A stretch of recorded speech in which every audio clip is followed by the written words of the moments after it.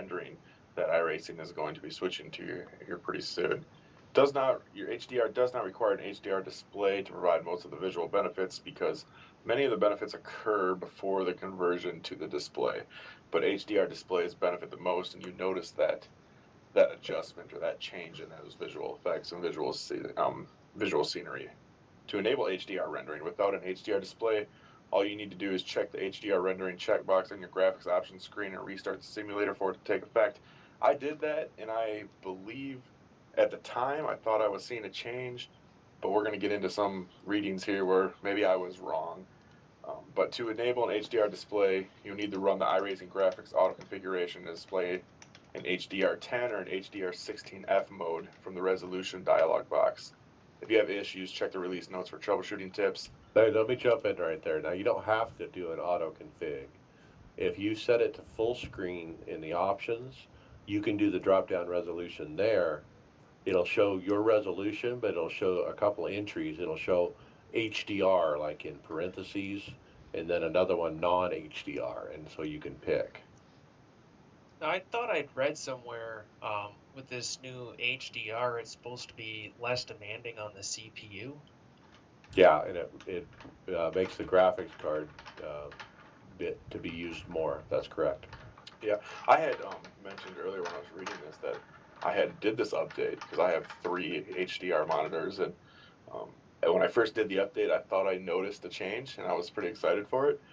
But apparently, HDR does not work with NVIDIA surround settings. So if you're running triples and you're running the NVIDIA surround, which I am, apparently what I just saw was all in my head and wishful thinking, because they're saying that it does not work and that they're currently trying to figure out a way to get it to work with NVIDIA. But they also want to say that Windows 10 is absolutely horrible with HDR. So there are benefits to this if you're non-HDR. You can still see a difference. But if you have a complete HDR path, which is software, cabling, and hardware, the actual monitor, then that takes it to a different level. So people like me, I have non-HDR monitors. I can still see a difference, but it's not much. It's kind of hard to tell the difference. So somebody did post a real nice GIF in the forums that swaps back and forth between the two, so you could kind of see the difference. And I want to explain it as it's a difference in dynamic range. The darkers look darker, the lighters look brighter. And so another guy, Hussein Kokaslan, posted up some really nice images of what he got before and after with a sunset that just went down. And the brightness of the sun is like really bright, like if you were outside and looking at the real sun with the HDR on and everything working right. Yeah, the contrast and the colors look fabulous from the pictures that I saw. I'm just pretty disappointed that Windows 10 they say it is terrible for HDR in the surround sound. So hopefully there's a fix with that. But with Windows 10, I'm not going to hold my breath. You also got to be under Windows 10 settings, display. There's an HDR setting in there that has to be turned on as well for this all to work. Notice the reflections off the side of the car in the last set of images. The difference between the reflection of the sun off the side of the car, that's really telling about what we're talking about. Okay, David, visual effects in VR. Okay, have been photographer spectators spotted using flash photography in the stands and around the track. These spectators will light up their flash bulbs throughout the session, especially when there's some serious action going on. And then on VR, a form of NVIDIA's simultaneous multi-projection named single pass stereo has been added to help optimize VR rendering. This reduces the CPU load of the rendering thread and increases the frame rate. SPS requires a supporting NVIDIA GPU. You can look at the list of the series if you want to check the show notes. You do need to update your drivers to the most recent drivers. There's also a possible hotfix or a potential hotfix for the Samsung Odyssey. We have that link. There's another Sky fix for VR on the Thursday patch. I haven't noticed any problems with the Sky myself. And there's also a post that we have added mentioning some praise. And I did enable this yesterday, and it definitely increased my FPS and reduce the CPU load. It's pretty nice. And so for months we've been talking about VR people having problems with stuttering, with frame rate loss, and from what I've seen, this is like the magic bean that has fixed everything. I haven't seen anything bad from anybody in VR about this thing called SPS. It seems to make performance better if you have VR. And so this is a check mark in the options on the graphics tab up at the top left.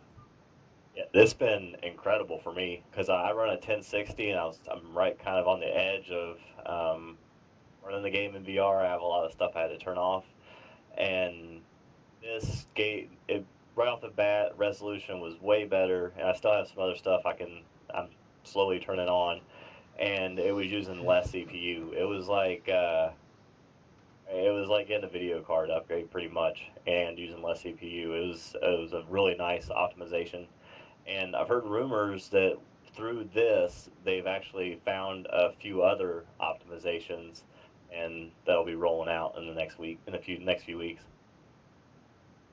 All right. One thing we missed about HDR, I want to quickly mention a very, very rare post from iRacing founder John Henry, who is the namesake of the Boston Red Sox as well as Roush Fenway Racing. Anyway, he did post up in the forums on the HDR thread saying, I don't think HDR is enabled in Windows for triple screens, or at least with NVIDIA Surround. And so he is saying that if you're using NVIDIA Surround with triples, that your HDR isn't going to work. But I don't know if that's the case or not, but it is interesting to hear from the founder and see that he is involved in this stuff. Pretty cool. Okay, Tony, miscellaneous. Yeah, just a couple of things here. The pit crew animations will now look directly at your car as it approaches and leaves. As well, the IndyCar pit crew has been training all season and is now 10% faster. There's a new pace car model, which is the Porsche 911 GT3 Cup car, and that is the default road pace car. And another nice little tidbit here, a new admin command, track state, has been added to allow, well, especially in dirt, I guess would really only work in dirt. No, it wouldn't. Anyways, admins can make on-the-fly track state changes. Whoa. Okay. Notable car fixes. I'm going to go through some of these, but let me see here. Dallara tire grip has been reduced slightly at road tracks. The new 2019 rear speedway wicker options added. Full-length front speedway wicker has been removed due to the new season rules. Dirt late model. They made a few changes there. All stock cars, minimum and maximum tire pressure limits have been adjusted. Brake and gearbox settings have been simplified by track type. I'm interested to see what that looks like. I haven't looked. This is new. Steering offset variable has been reduced to plus or minus 15 degrees. We'll talk more about that later. Remember that one. Small changes to drafting to improve suck up at super speedway track. So they changed the draft model a bit too. Cup cars only. They changed the aero package. The Cup car gets the entire new draft model. And horsepower is adjusted per track type. Porsche, they got a BOP rule. Skippy gets the new tire model. Super late models, they changed a bunch of stuff there. I heard really good things about those. Greg, tell us about tracks. So they've redid Charlotte now with is it 6 different configurations here. They also the big one is the Daytona Rising that they even put a video out for, which was another high class video for it. It had basically a lot of the build stuff on it, showing the new draft package and the way the Cup cars look in that video as well, so you can check that out. And then just fixed a couple things on tracks. And then Nuremberg Ring, the preliminary version of the night lighting. So it's kind of like a beta version of the night lighting, trying to get it, give us something, even though it's not finished yet. Okay. That's Charlotte. The big thing I noticed is the walls aren't yellow anymore. Yeah, I think it looks pretty nice, the new Charlotte track, and I believe there's actually 7 different layouts for that new Charlotte one. With one of them has not been released yet.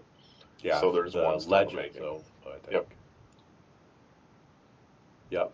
All right, well, that's the build. Okay, so let's wrap up the build thoughts. What do you guys think so far? What's your favorite thing? What's your worst thing? Go ahead, I'm Brent. I'm surprised at the amount of content that was in this build. We were talking probably about a month ago. Did we really think there was going to be a whole lot here? And over the past month, they've hinted towards more and more stuff. And then about a week ago, we finally got information on the tire build, and being with the skippies, and then some of the aero packages finally got released. And so it's good to see that they're releasing all of this stuff, and even stuff that we didn't think that they were going to release, they're still surprising us. So even though it looks like they're probably not doing a whole lot, clearly they're doing a lot of work on the back end that they're keeping to themselves, which is good, and they're surprising us with that. So kudos to iRacing. What do you guys think, make of them releasing a track that's kind of in a beta phase? Like, do you think that's something more we should probably be getting, like just to try and have more stuff here quicker, or do you like the idea of them giving it kind of like a beta phase of what it was? What do you mean, like the Charlotte Roval? We got the Roval first, and then we got everything else later? Well, even like this Nürburgring with the version of the lights, it's not finished, but you have they've given you something at least. See, they've always Nürburgring doesn't have lights, and so it's meant to be a day track. So it was always a day track. But then when they add day night, you can run it at night now. But when they say night lighting, what they mean is like they're going to go through and put lights in on the buildings and different things around the track that should have lights that currently don't. They didn't draw those in because they didn't think it would ever be nighttime there. But that's something they could have just done and then fully released later. But I'm just talking about, what do you think of it? Do you think it's a possibility that they do this more, where they let something be released before it's complete? I mean, everything's not complete with what they release. A lot of the times it's always a work in progress, but Well, that's kind of how the Charlotte went for sure, because they released the Roval first, and they didn't do anything else with the rest of the track. And then here we are, months later, we get the rest of it.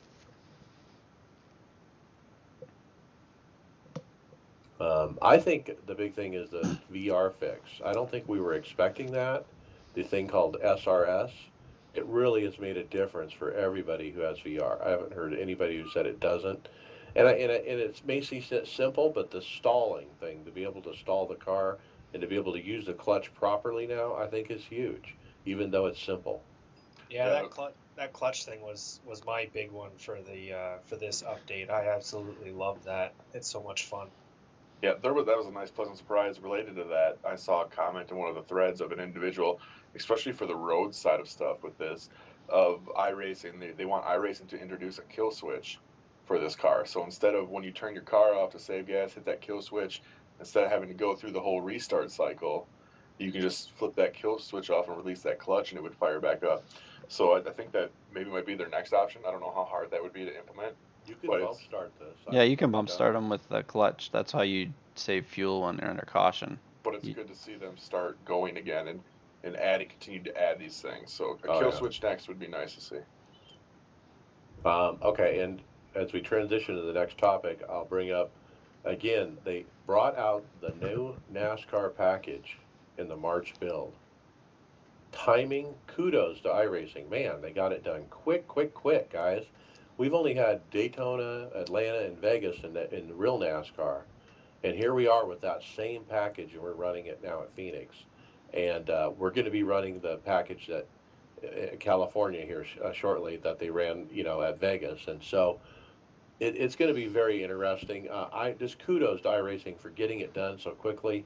Obviously, NASCAR has facilitated this, and kudos to NASCAR as well. We really do appreciate them getting it to us so quick. And normally we wouldn't expect this until summer or later.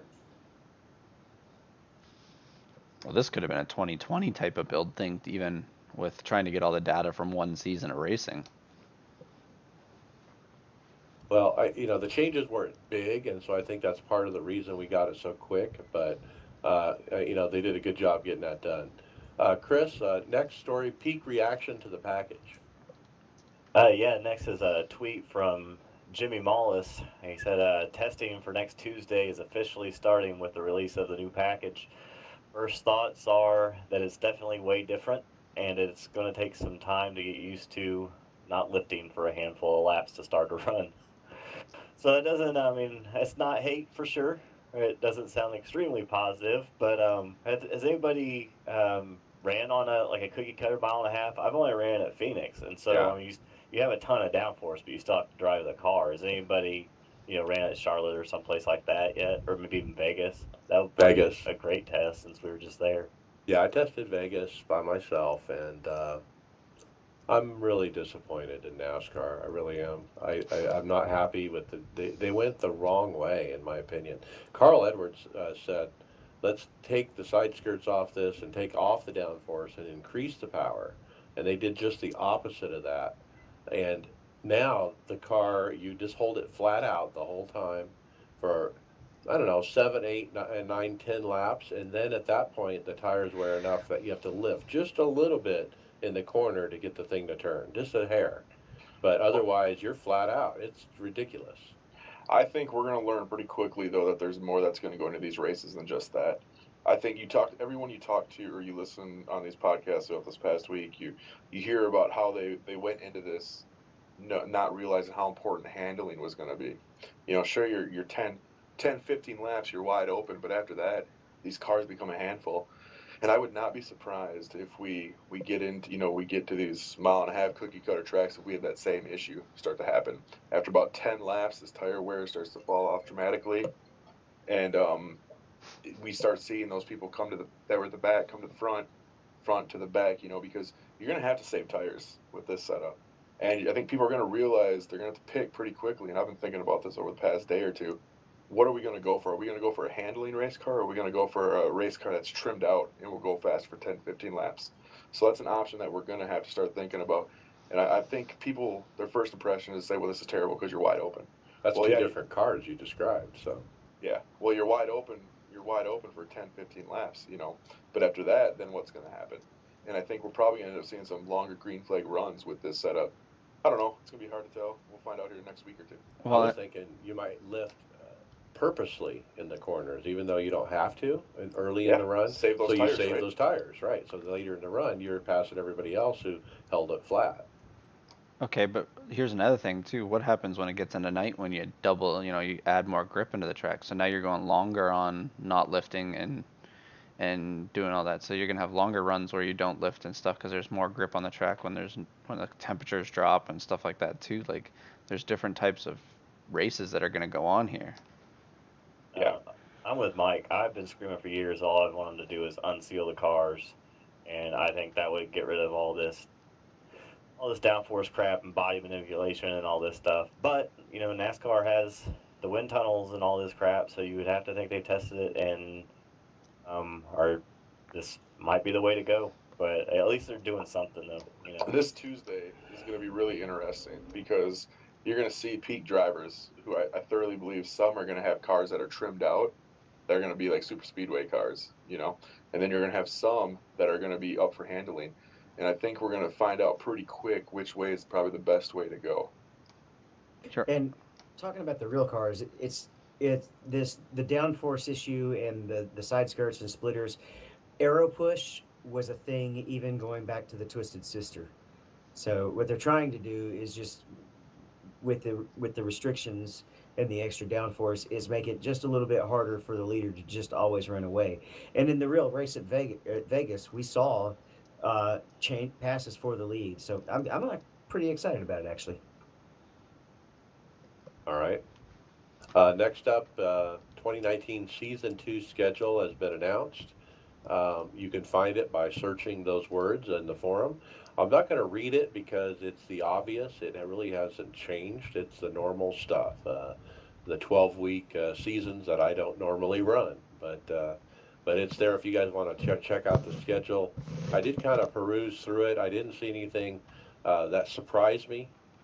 They have the normal Carburetor Cup, Delara Dash, Pickup Cup, and Industrian Fun road stuff that's for the unofficial. And so it's the normal stuff. No surprises. All right, Tony, iRacing Top 10 highlights.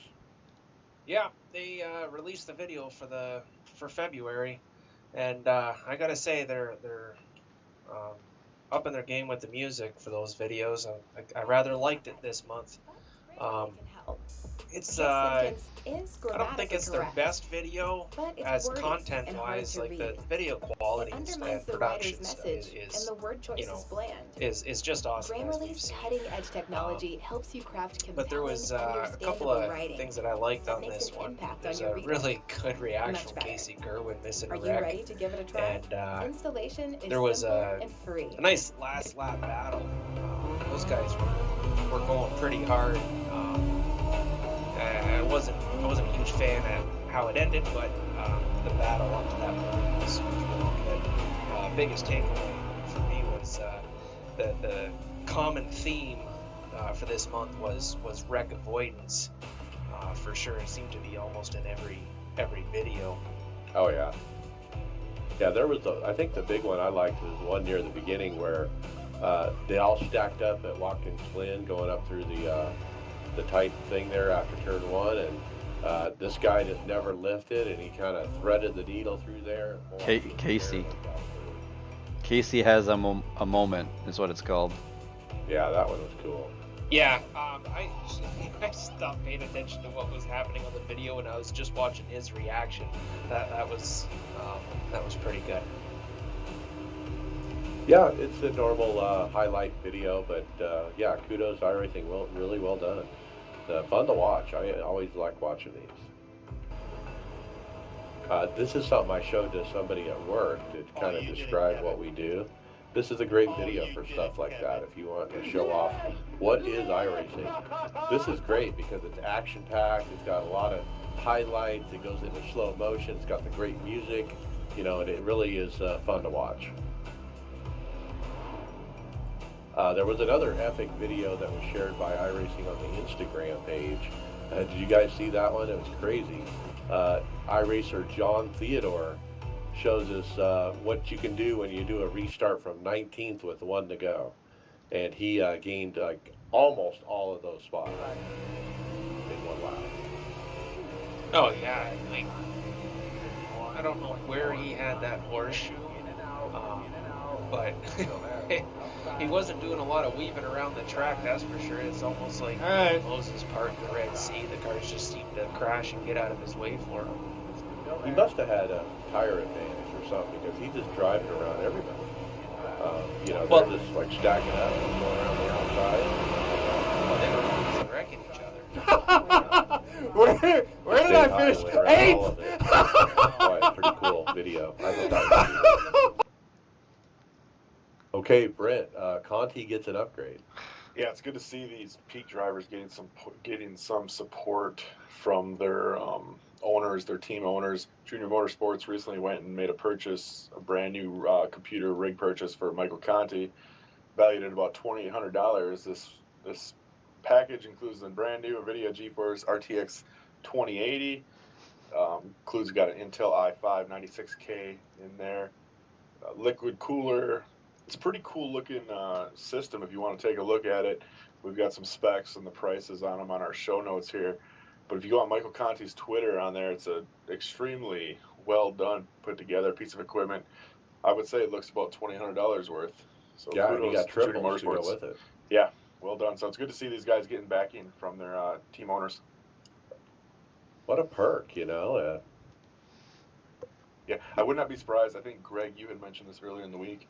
If we start to see more of this start coming up from team owners who start investing in their drivers. Well, and this is the thing that we were talking about.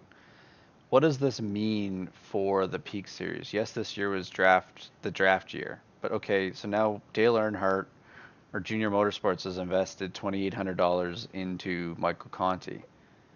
what does that mean? Do they want to get their investment? They're not going to do that every draft person, do you think? Like, I don't know. Like, obviously, $2,800 isn't a huge thing probably for junior motorsports, but um, there's got to be there's got to be a point where it stops. You can't just get every driver and then and then find another driver and do it. To me, it just seems like they're going to be to a point where there's going to be a set of guys that are always drafted by or part of the same teams, and then there's the what do you call it, the guys that aren't sponsored by teams getting in, the privateers getting in, and that's the only spots that are ever going to be available.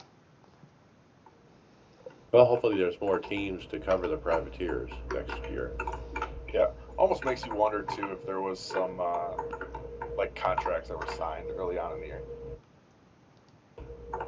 All right, now we're hearing David type over there. That's what you guys are hearing. Now let's go on to the next one. Push to David, tell us talk. about that. My push to Balance talk of is on. performance. Basically, Tyler D. Hudson put out a reminder that all the balance of power penalties have been incorporated into the default car specs now. So if you were having to set them in league races or hosted races, they're all set now. Okay, so everyone's back to the zero level, so to speak. All right, next up, a listener left us a question. It was Nathaniel Wade Weaver. He's actually brand new to iRacing.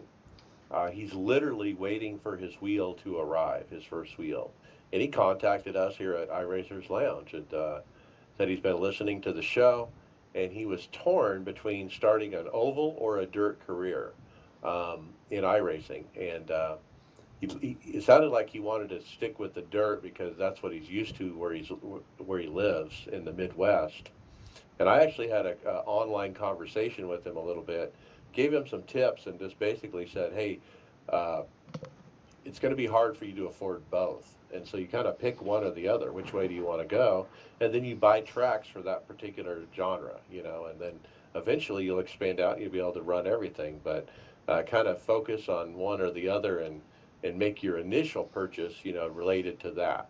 So that was the advice I gave. I don't know if it was any good, but. Yeah, thank you to Nathaniel for asking us that question. If you guys out there have any questions for us or any comments or concerns, be sure to send them our way. We'll try to answer them. Maybe get you on the podcast. Yeah, we got a team of people that can answer it. It's not just me.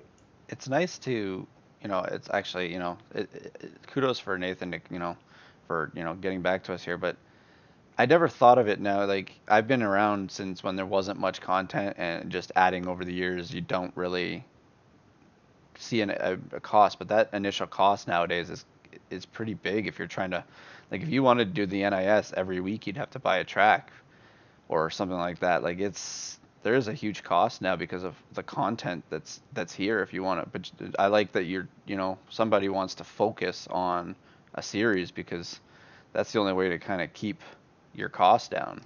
Well, Tony, that's how you did it about a year ago. You were buying tracks as we went through the season, right?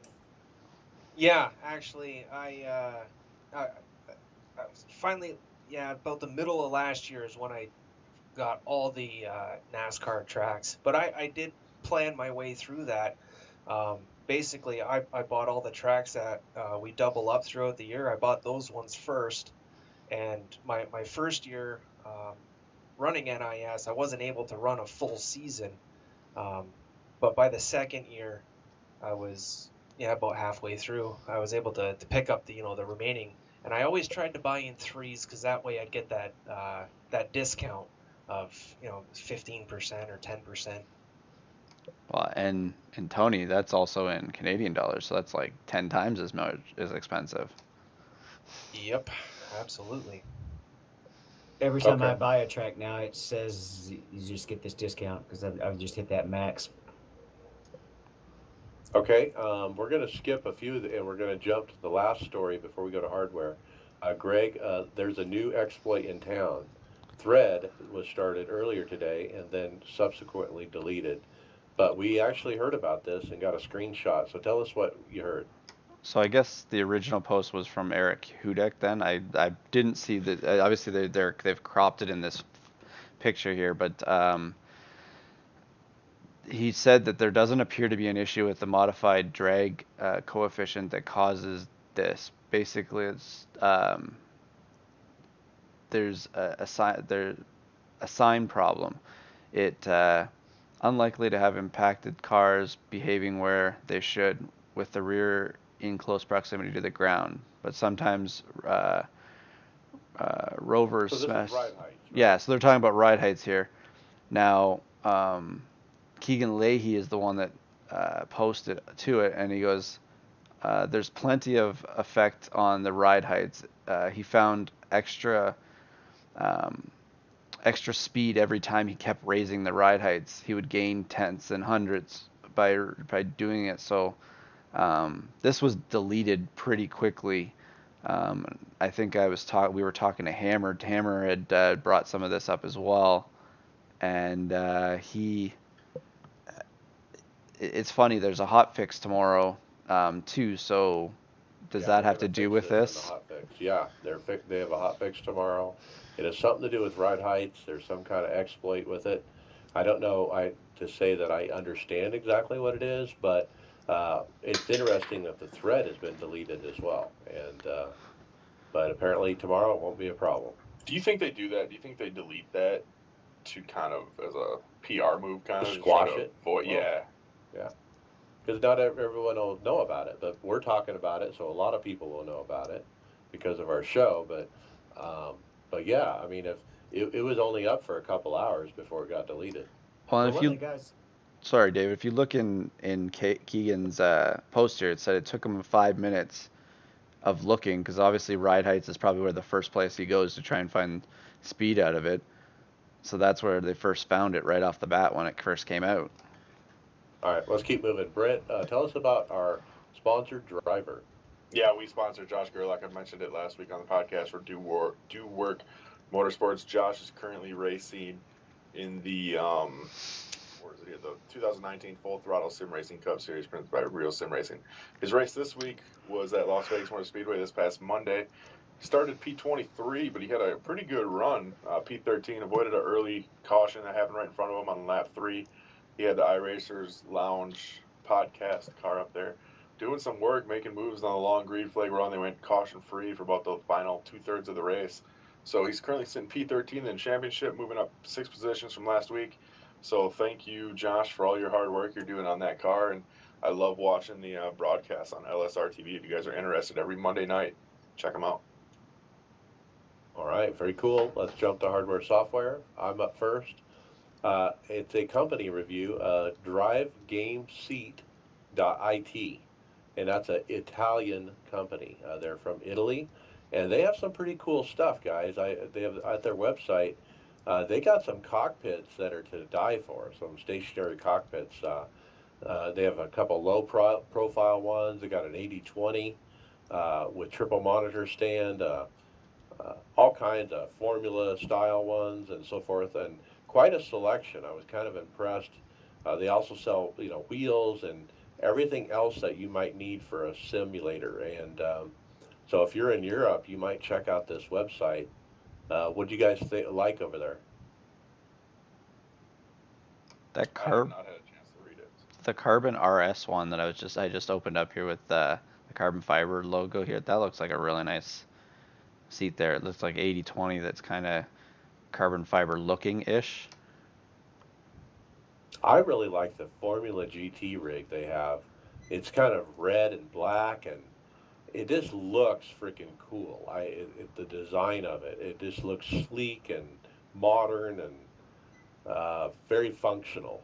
The way it's set up with the keyboard kind of off to the side, and it looks like the pedals can be moved and angled in all kinds of different directions. So you can really adjust the seating. They have a GIF that kind of rotates through images, and you can see where the seat would tilt way back, and you could get the pedals way up in the air and kind of get this laying down thing going on, like an Indy car or something. Very cool. All right, Chris, Exact T-Force feedback wheel project. I am in the wrong spot. Yeah, this one is interesting. Do-it-yourself situation. So it's another. Uh, is it a direct drive? Yeah, it looks like a direct drive. It's basically a guy's post about a direct drive wheel that he built from scratch. Oh, okay. Yeah, actually, I covered this last week. Sorry, I guess we skipped one up top I was waiting for. But yeah, it's exactly what it is. It's a kind of do-it-yourself project. But the one thing I really couldn't find was kind of a good details parts list. He made it's a really great post, and if you have the time to read through it, it's probably worth it. But it's almost too detailed. Yeah, it's I don't know. It's not something I could do. But I think this is something like you see that that box that VRS is coming out with. Now I think that's something like you could take VRS's box and you could put together with Perfect. build your own wheel with get your own motor, build your own wheel, and then you have yourself a direct drive wheel. There you go. There you finally got the matchup. So, all right, Greg, 3D wrap. So, looking through this looks like it's a 3D printing company that prints accessories for wheels, and so you can have stickers. There's paddles, extensions, better clamps for G25 and 27 and 29, 920, shifters. Shifter. Yeah. That's huge. Mine Um, comes off a lot on road courses. you can change them to a sequential, just a sequential if you would like. It just looks like something that's 3D printed that you could bolt in. So it's basically a site that just prints stuff that you would need to convert some of your existing shifters and accessories for these certain model wheels and pedals and everything. Replacement clamp for Yeah. the G27. Wow. Or you got mods for brake pedals. I am going to order those clamps because my shifter comes off all the time. My engine blew up last week because of that. Here's the big one: is they print a lot of adapters for the wheels to put different rims on. So that's a nice touch they have as well. Now, did you also notice the hand controller, the throttle and brake hand controller? You can get one of those from this guy as well. That's kind of neat. So they're planning to, if there's any need for handicap needs. Yeah, if you got a disability and you can't, that's what you got to go for. Yeah, it's good. So that's www.3dwraps.it/simracing -mod. All right, so 3drap.it. All right, very cool. David, button box, beautiful. Yes, it's a button box. It's basically is specifically designed for iRacing. You look at it and you can see the labels and kind of the design and know exactly what everything's for. It's even got a little joystick that's designed for the black box and a couple of buttons. There are several different options that you can order. It's got, I don't really go into details. You can go to the site and it's a very nice looking button box that looks like it's specifically built for iRacing. We've covered these ones before. This is a repeat, yeah. Yeah, it's a repeat. Yeah, that's exactly what this one is a button box specific for iRacing. Everything's already prefabricated. Everything's already labeled out for you. If you're looking for a truly honest plug-and-play system, this is probably what you're going to want to get. Look at those labels. The quality is high. It's not like a sticker label. It's like it's printed on there. But I have to say that it would probably look better if Tony had the label responsibility. I have to agree. And then they have like colors for the borders. There's like it's all like carbon fiber front, but then they have a soft gray background for behind the button with a colored border, and you could get that in bright yellow or soft blue or white or black, which is kind of neat. Now this company's from France, and I don't know. I love this button box. I just think it's beautiful. I just think it's one of the best looking button boxes I've ever seen. And I think it's just the way it looks as far as, like I said, the gray background, the colored borders, the way the labels are printed in there. They're not stickers. I mean, it looks really good. when you go away, you know, and you're not, if you're just thinking of button box, this is kind of how your image of your brain comes out now, because once you see this is what you always look back on as probably a button box, because it's the most memorable one you look at. 300 euros. I look at it and I basically see iRacing. Okay, next one is a rig review. It is a GTR2 made by Fast Track Sims. And so they did show this off on their Instagram page, and several pictures, I think 5 here. And boy, I mean, what do you think? I love the seat. I just think the seat, it looks like a proper NASCAR racing seat. It's got the surround around your head and all that. Um, and it's not an 80/20, but it's more like a thin kind of sheet metal, but they, painted it black to make it look sleek. I'm guessing that monitor's got to be on a hinge or something to get in and out of that. They have the Yeah, monitors it's tight. hinged up Yeah. there. Yeah. You're basically it's almost like it's surrounding your head, because even you got the seat there that surrounds right to your ears, right? The if you look to your left there, you're almost going to have a little bit of a blind spot on one of those monitors almost. Yeah.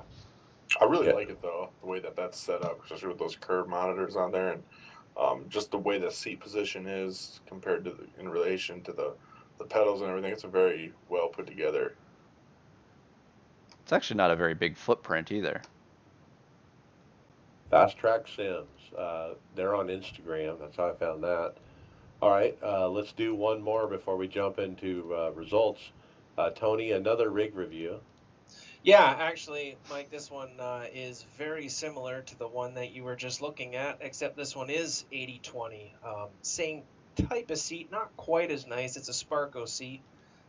It's got the the headpieces there, and this guy's got it set up with the same type of the big curved monitors, great FOV. Like you have to approve the FOV on this one, and it's it. I think the best part about this build is like it says in the little write up there is the footprint. It does not take up very much space at all, but it's got everything you need. It looks very clean and sleek. Sparco seat. Sparco is a race seat. So he's got a proper race seat on there. I mean, I just love the 80/20, and I'm so glad that Mason bought an 80/20 rig. I could live vicariously through Mason, I guess. All right, let's jump into next results, NIS. So let's finish that up. First was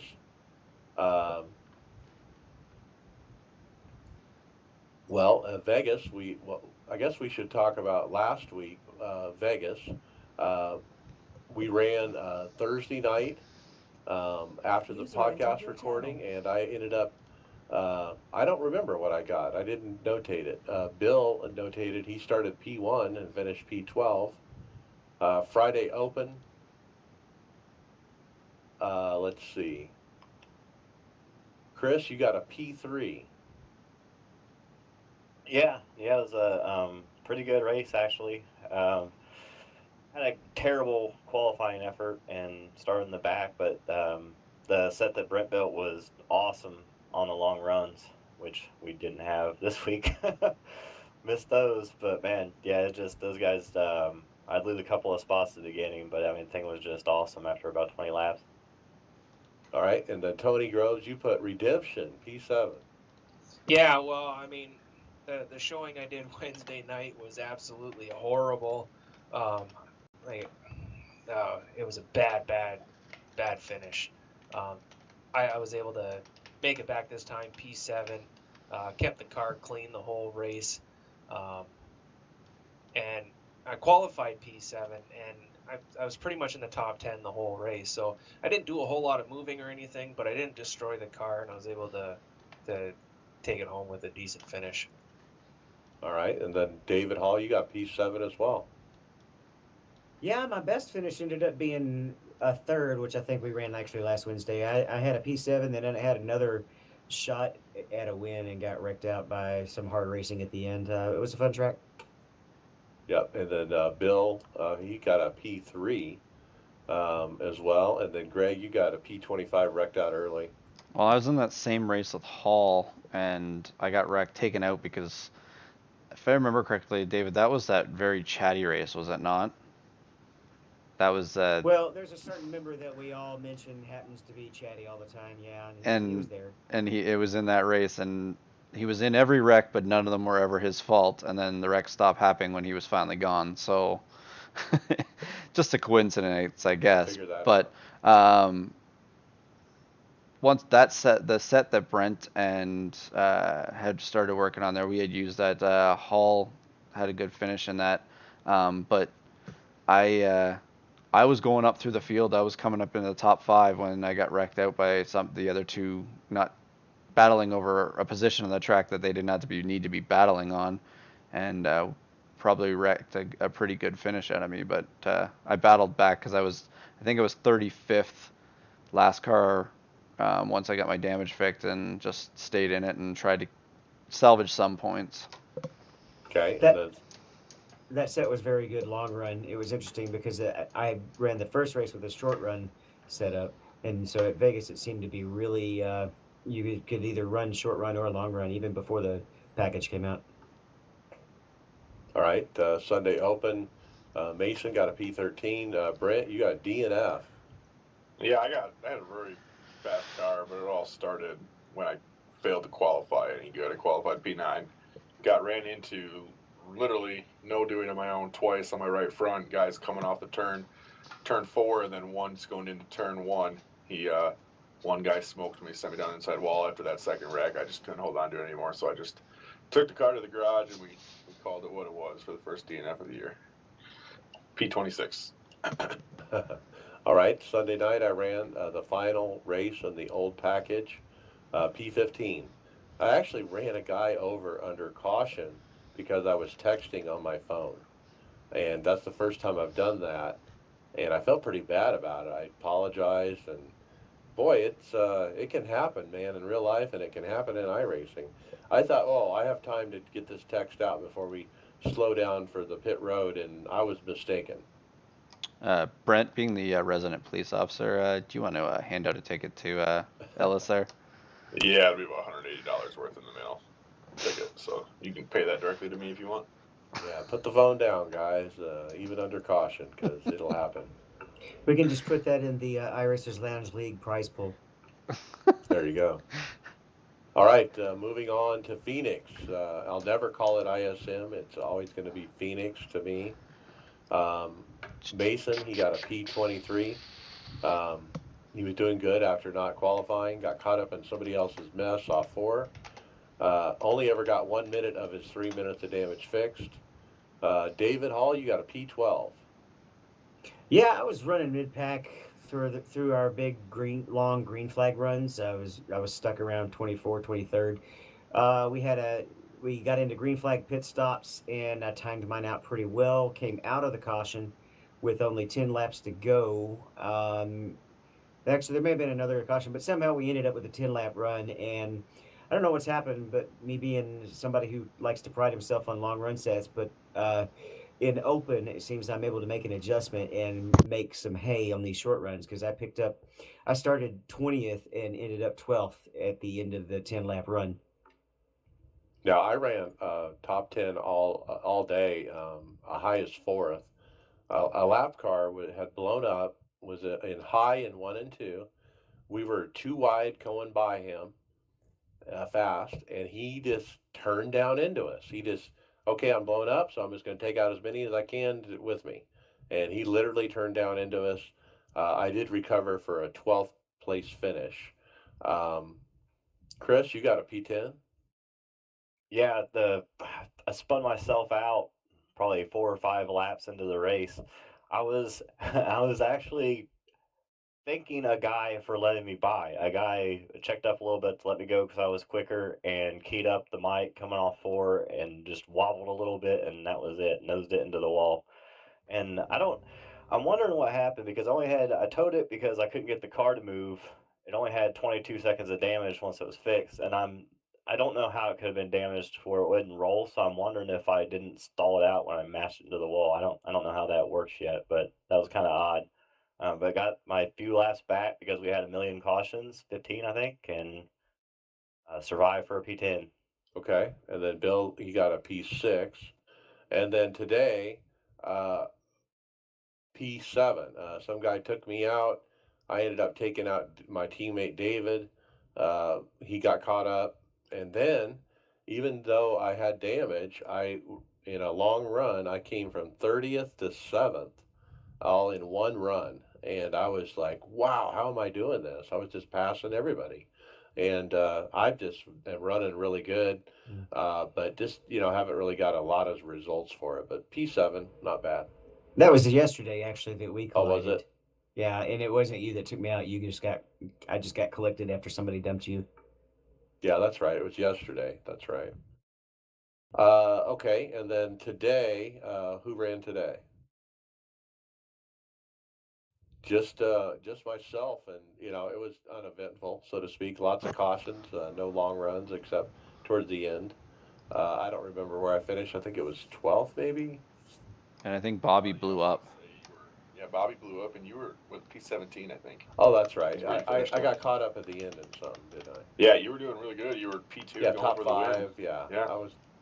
Yeah, I think I got two tires on one stop and got to second. That was my highest. But yeah, I got caught up in crap and ruined the race. That's what happened. All right, that's it. Let's get into final thoughts, I guess. Brent McCoy, what do you got?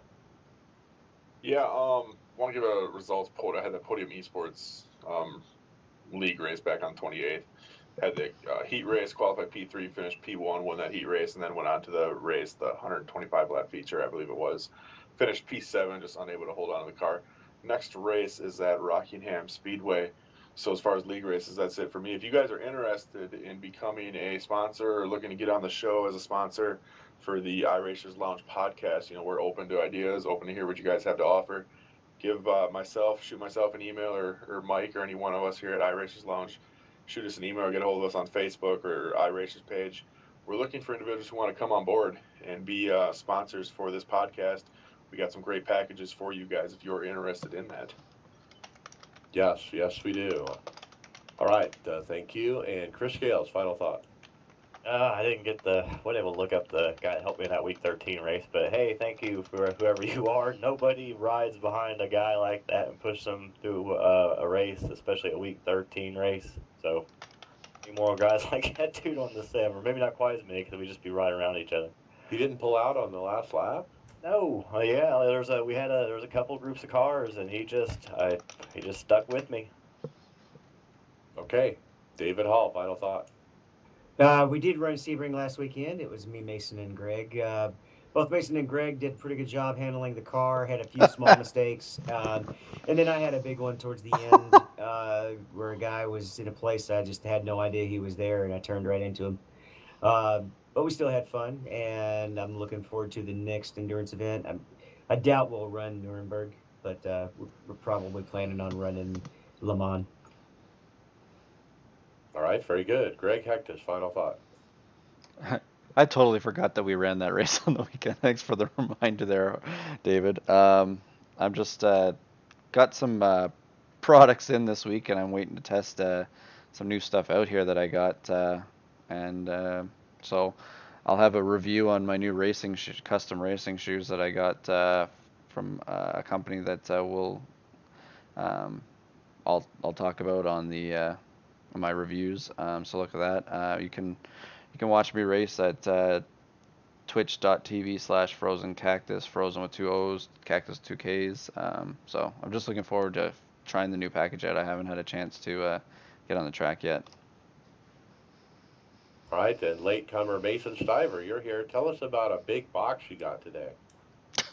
Oh yeah, I'm building my P1 rig, and the actual rig itself hasn't come in yet, but the seat did, and it may have been unboxed before me, but I got it.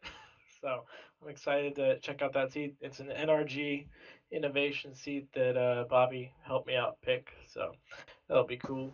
And talking about Sebring a little bit with those guys, yeah, I spun the car out about 8,000 times, and only once hit something. But my trading paints didn't work when I loaded up. I had white cars the entire race, so that was exceptionally frustrating.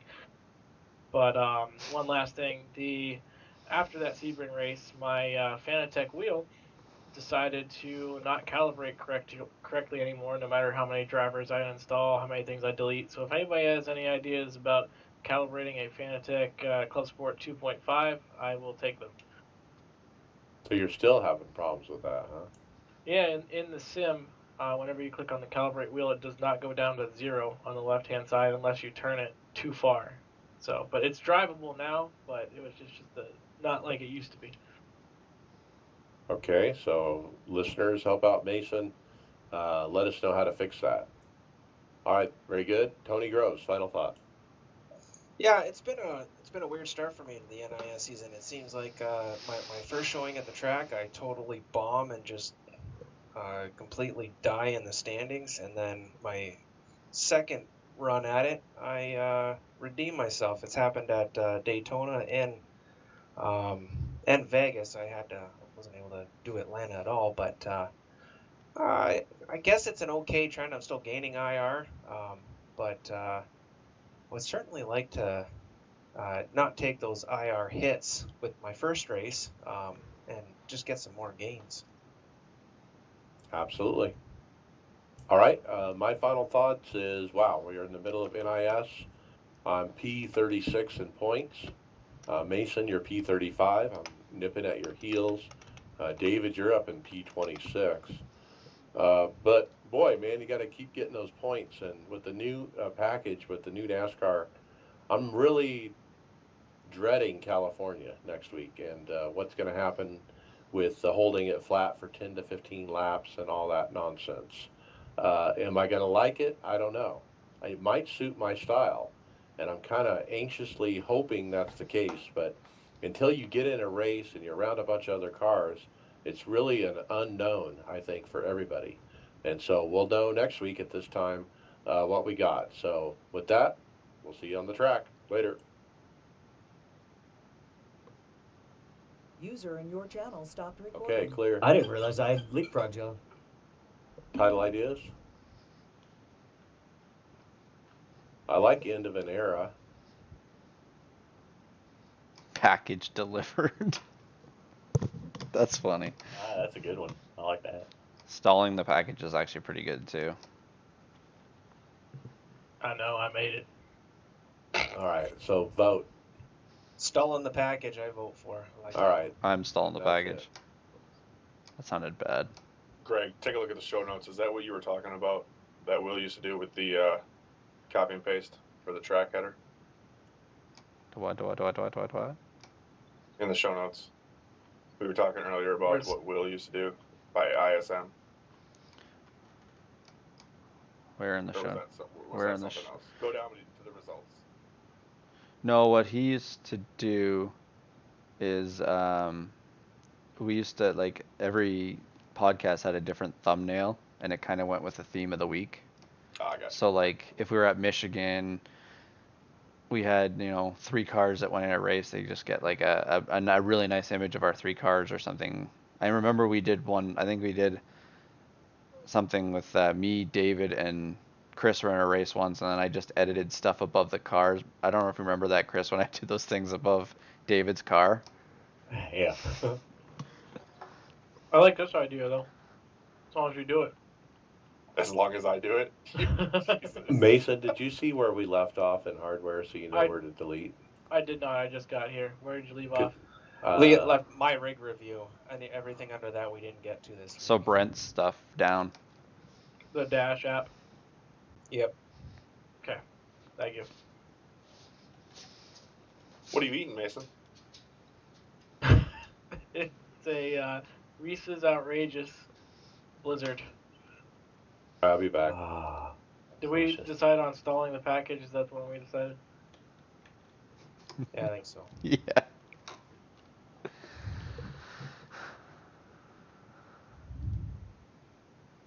How'd it go? Actually, it was a really good. I think it was pretty good. The pace was good. I agree with David there when he said the pace was going really good.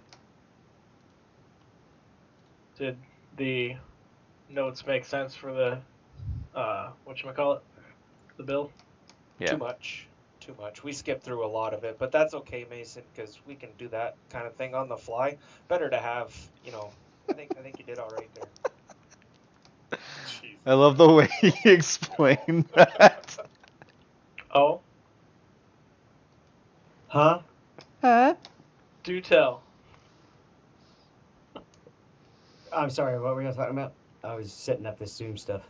Oh, that's all right. We could. I heard you thinking because your push to talk's always on. I was fidgeting with.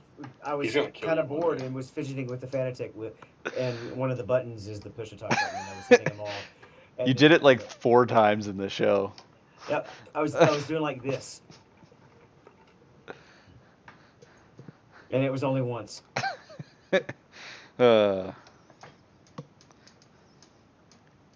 Is that why you were laughing about the results or about the build, or is there something separate? Oh no.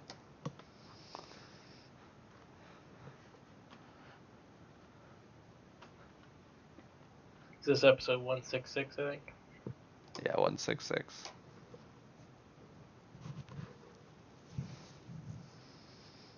All right.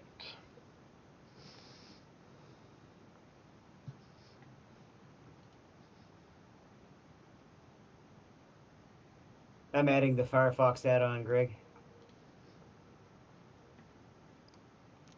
No, I didn't. Yeah. Was there an issue with me deleting results or something? No, I guess it was on Wednesday, which I guess shouldn't be at the top of the list. It should actually be more towards the bottom. Yeah, I agree with that. That's what confused me. Hey, just add a break in between, like after the Well, the Thursday. cycle. after the Wednesday The stuff. fuck was Yeah. that? It was my text message. It sounded like Mario fell off the It is freaking Mario. counter. It's the Mario Fireball sound.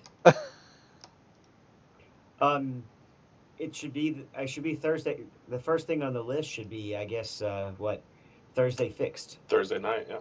It's Mason's first year. He'll get it. What? So under. Oh, leave him alone. I'm sorry. I mean, I'm a goddamn lizard. He's eating his problems away. Tony's gonna fix it. He's tired of this bullshit. Oh man. I'm stepping away for a couple minutes.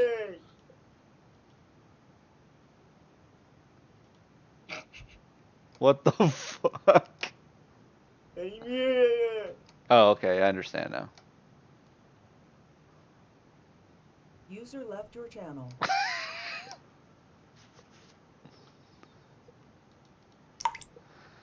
Okay, I think the extension is installed. I'm installing my extension right now. That sounded really bad. I did the Chrome one.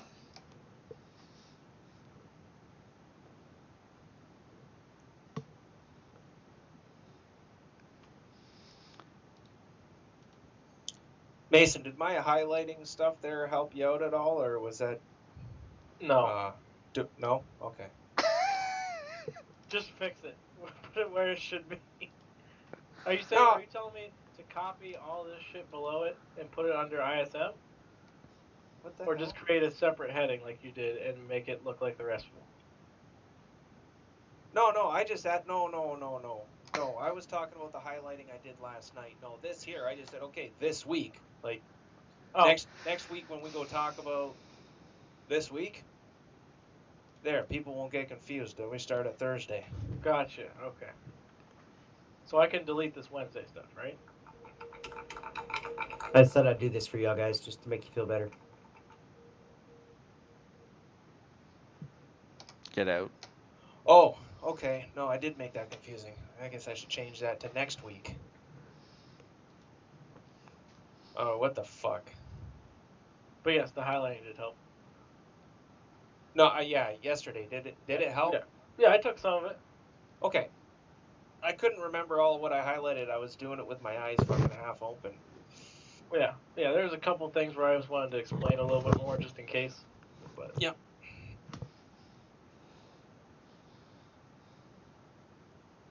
So what's this hammer thing, Greg? With the ride heights? So basically, all he was doing was just going up on the ride heights, and he was gaining tenths out of it and hundredths. So the fix Seconds tomorrow. or of like height? No, of seconds on the track. So that's the first thing he went and started doing, and it started increasing his speed on the track. So then what they're talking about is that they are going to be fixing that tomorrow and getting rid of that exploit. But one of the things that we didn't really address in the post was he kind of called out all the alpha testers on not catching something like this. Mm-hmm. Yeah, it seemed pretty. I saw on that forum post that he sent over that it, like, some dude just basically cranked it up a little bit and it got faster, and he cranked it up a little bit more and it got faster, and he just maxed it out. And Wasn't That's it. Keegan Leahy some dude? Was it? Was it Yeah, him? it was that some dude. No shit. Well, no wonder VRS was decent.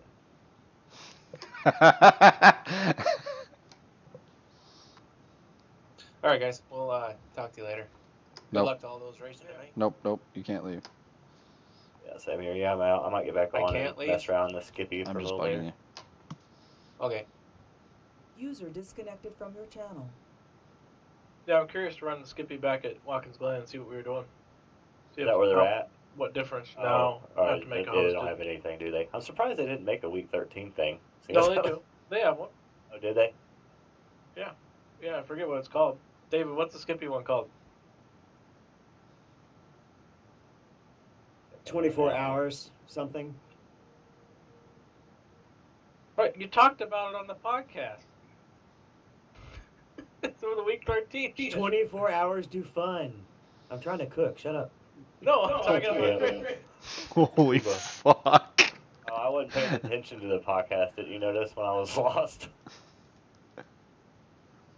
I was trying to do work. Mike skipped the topic and messed me up. I was trying to get some work done. Tried, like, literally changed socks and got on after I got home, pretty much.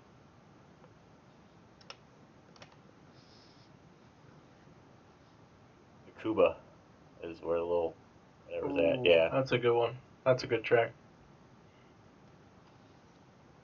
Yeah. I think I'm gonna do the same though. When I get back on, I'm just gonna load up Glen. And that kind of sucks though, because Cuba you can at least run around other cars.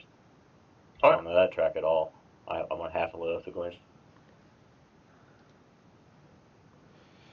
Lucky Sevens are at Monza. Where's the tube frame? In Ohio. Oh, that might be fun.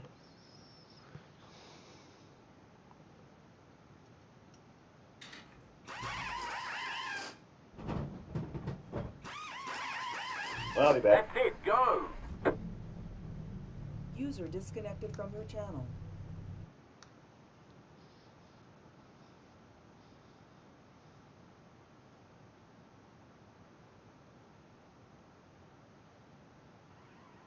Greg, I've got it installed, but I've got some shrimp on the bobby. That's okay. I'm just setting up my commands right now because I'm. Holy crap! The car is a lot smoother looking in the game now, or simulator. Everything seems to be smoothed out. Well, it ran a lot better for me in the VR.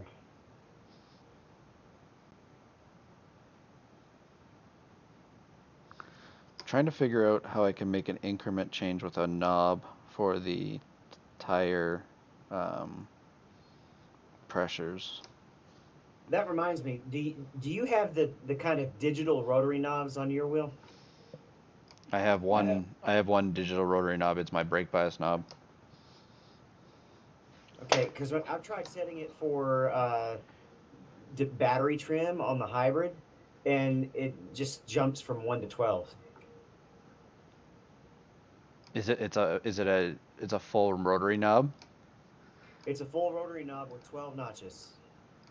Because see, when I use the McLaren rim, it has like quick, like it clicks to settings instead of like actually being a full. They're rotary knobs, but they click into a spot. Yeah, it literally has 12 positions. It rotates all the way around, but it only has 12 positions. He's clicking them so that you can hear them. Yes, I was. Here's the clicking sound. Hear it?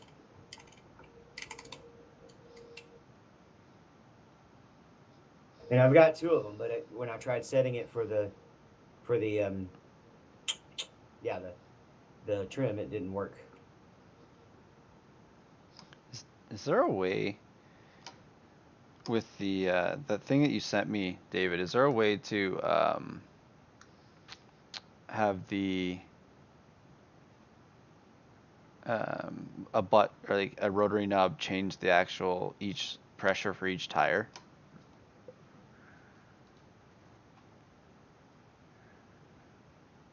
I don't know. I do it with the joystick that rotates. Because like I have 5 rotary dials on the top of my button box. I want to use 4 of them for tires and 1 of them for fuel.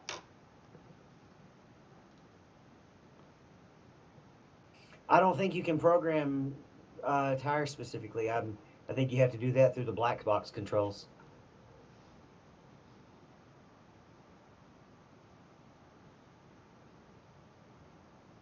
So I use the digital joystick that's on the rims to adjust all that. And actually on my F1 wheel, there's a thumb rotary underneath the top 3 buttons. I use that for up and down, and then I use left and right to choose the different black boxes, and I use up and down on the stick to scroll on each black box.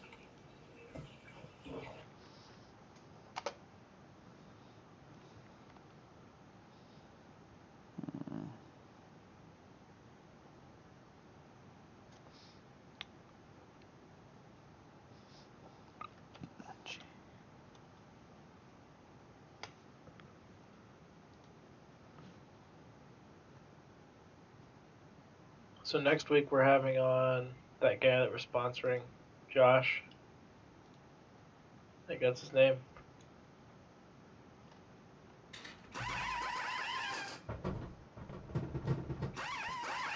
Okay. That's it, go!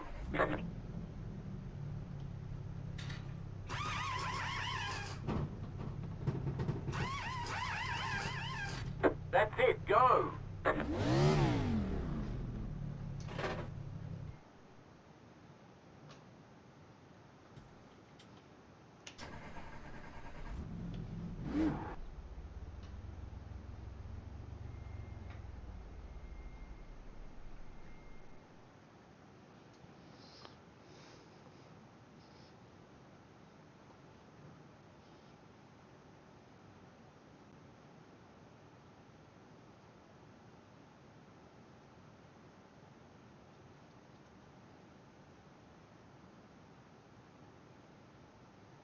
Hmm.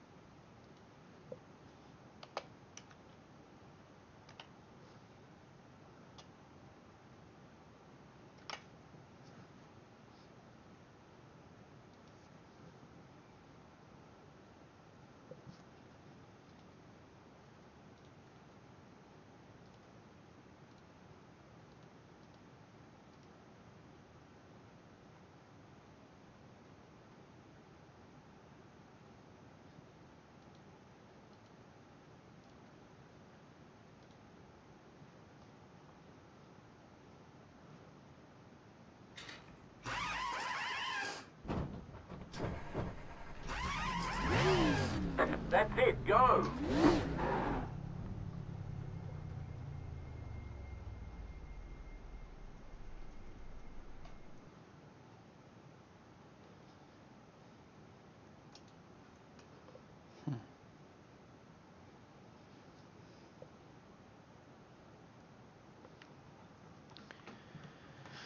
Alright.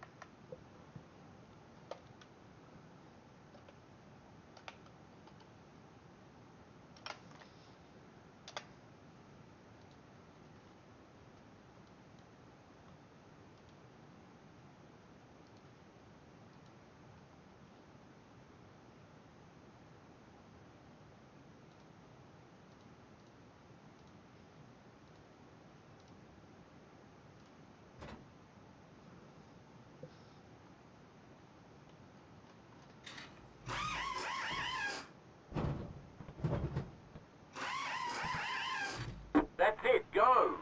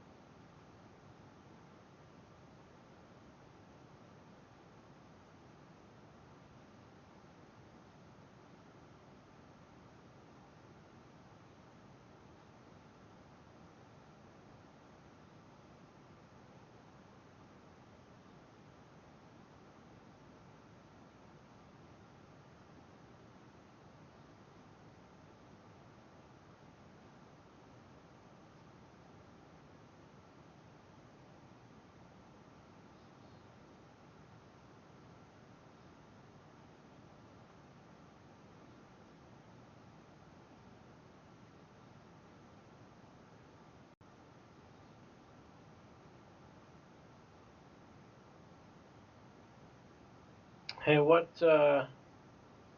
have someone on the iRacers Lounge inbox saying he's looking for some advice on a PC build in the $1,000 to $1,200 range. What kind of CPU would you say? Depends on what he wants to do. Is he gonna stream or is he gonna just race? Triples. Then he's probably gonna want an Intel.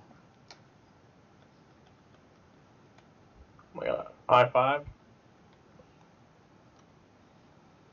Probably the newest is that you can get probably right now, especially with iRacing doing what they're doing, with going to HDR and all that.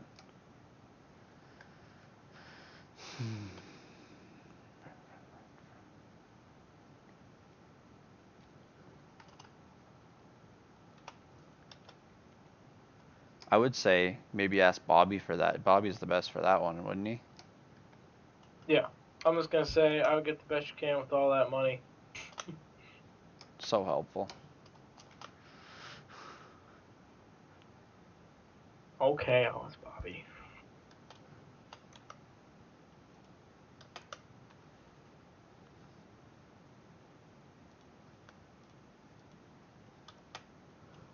Right. I'm gonna pull us up into the room with Brett.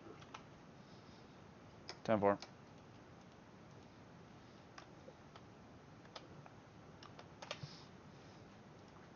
User left your channel. User was moved out of your channel. You were moved. User was moved to your channel. Hey Brett, you got a setup I can work on while you guys are racing?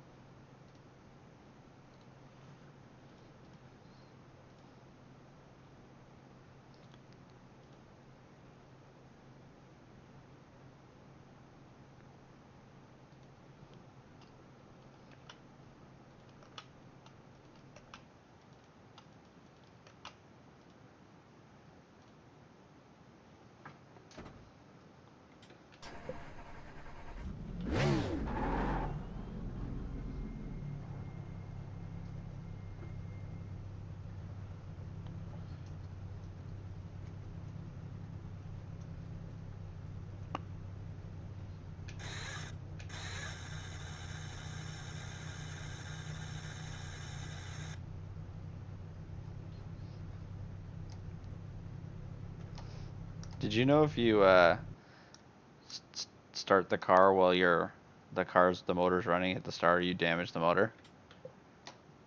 I didn't know it damages it, I knew it grinds it. Maybe not. Maybe it doesn't damage it because I thought it idles higher, but now it idles lower now since the new build. It's 1978 is what it idles at. And then when you grind it, it goes to 1858. Like after you're done grinding it?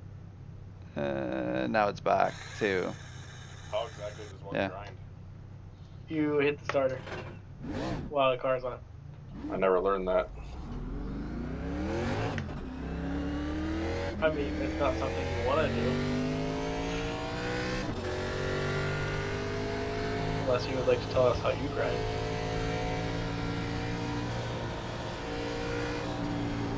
Hey Brent, have you figured out how to do tire increment changes with your button box? I have not. I'm actually waiting for my label maker to get here so I can set all that. What, you're flying Tony in? Yeah.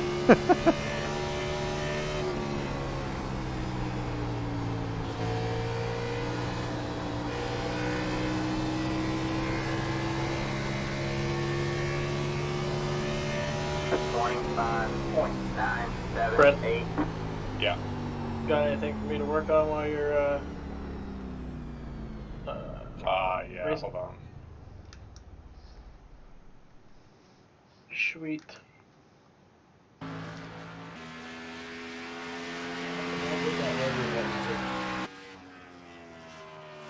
Greg, do you know what the Q-tape control does on the stock car?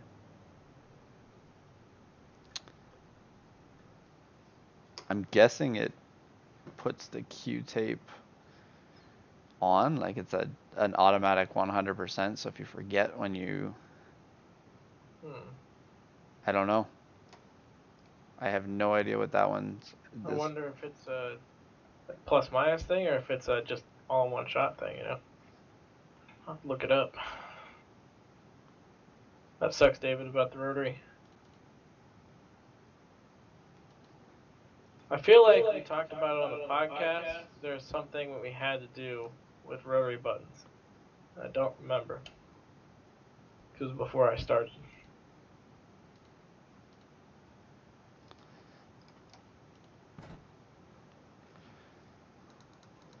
It's in the drive, Mason. Yep.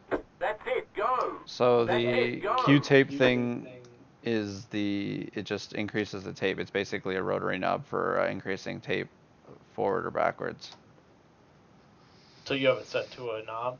You can put it on a knob and then just turn it around to add or to subtract, which is actually pretty cool.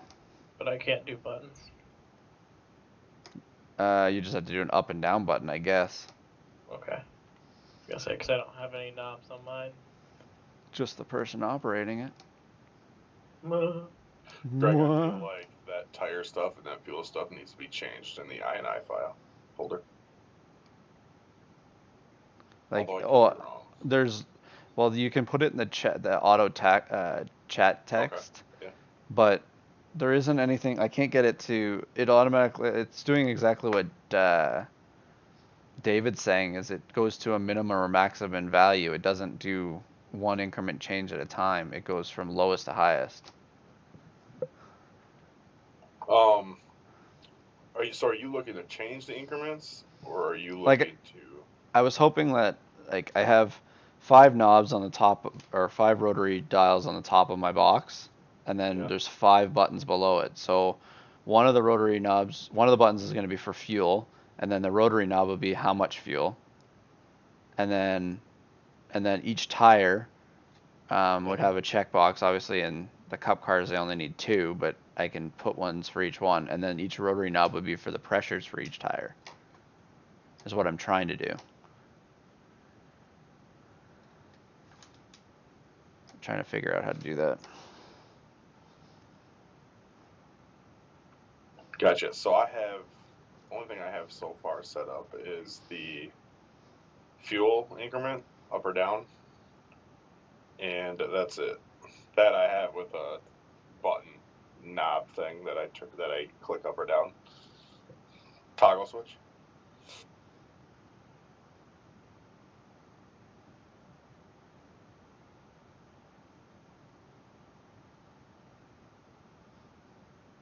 Brent, what was the gentleman's name that we were sponsoring? Do you remember? Josh Gerlach.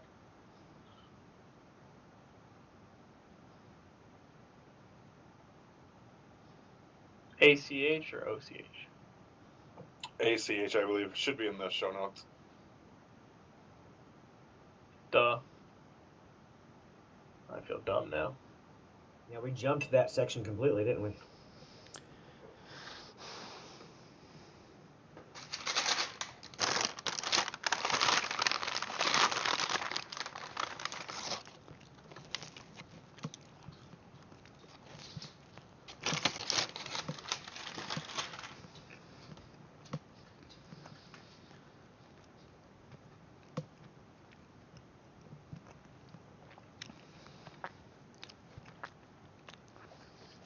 Man, shrimp marinated in MCT oil and butter.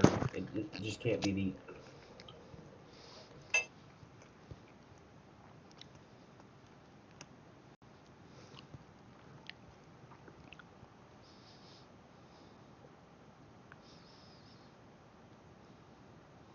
Do any of you? Well, I know David doesn't because you have VR. Brent, do you use NVIDIA Surround? I do, yes. Have you ever looked into not using Surround? And just going with one giant screen, like a window? No, like there's a way you can set it up in iRacing if you change the INI file. I have not, no. To recognize ripples, because we can't use HDR unless we have that NVIDIA unchecked. It's a Windows thing. But I know there's a way. I just have to find it again. I'll let you know if I get it working. Please do. Read that, Josh. Go ahead. What did you say, David? I was saying, do you know the way?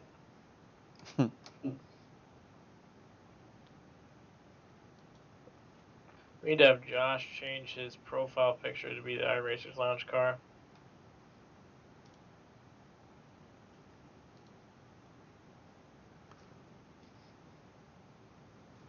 And put in his profile that, like, on iRacing. User entered your channel. Know what I mean? We could ask him whenever he comes on. Hey, Mason? Yeah. Or whoever, I don't think they. Well, maybe they did. I don't know. I don't think they necessarily changed the steering offset. So my question is, did they change the steering offset, or did they just condense it?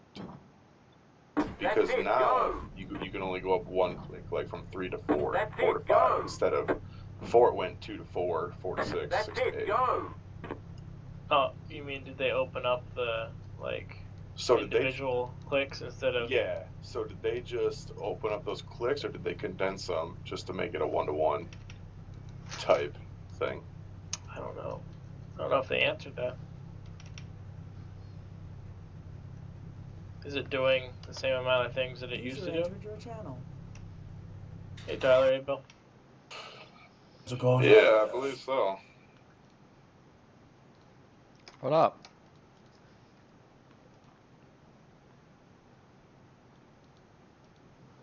Interesting. I don't know. It's a good question.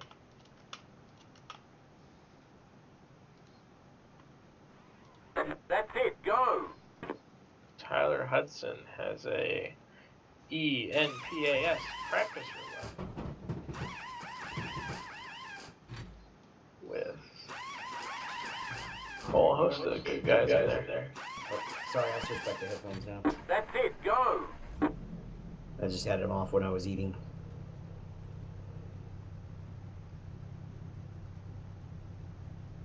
David, are you running the fixed?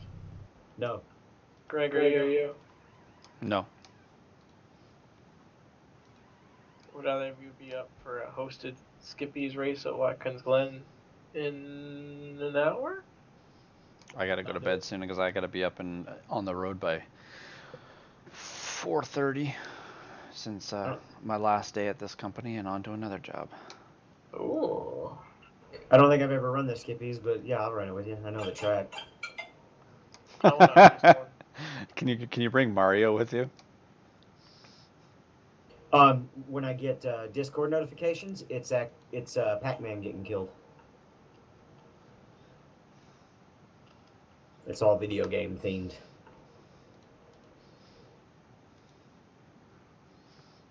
Also, Greg, do you want to do anything with the Zoom tonight, or let it? It's up to you. Let me do some research on it and make sure. I just wanted to make sure that me and you had it set together. Yeah, I have it where I can open it in iRacing now. I want to do my research here and see if I can figure out how to get this button box to see if I can get the rotary knobs to increase tire pressures and fuel. Yeah. Speaking of which, I can't use any of my wheel buttons in OBS. That's what actually that's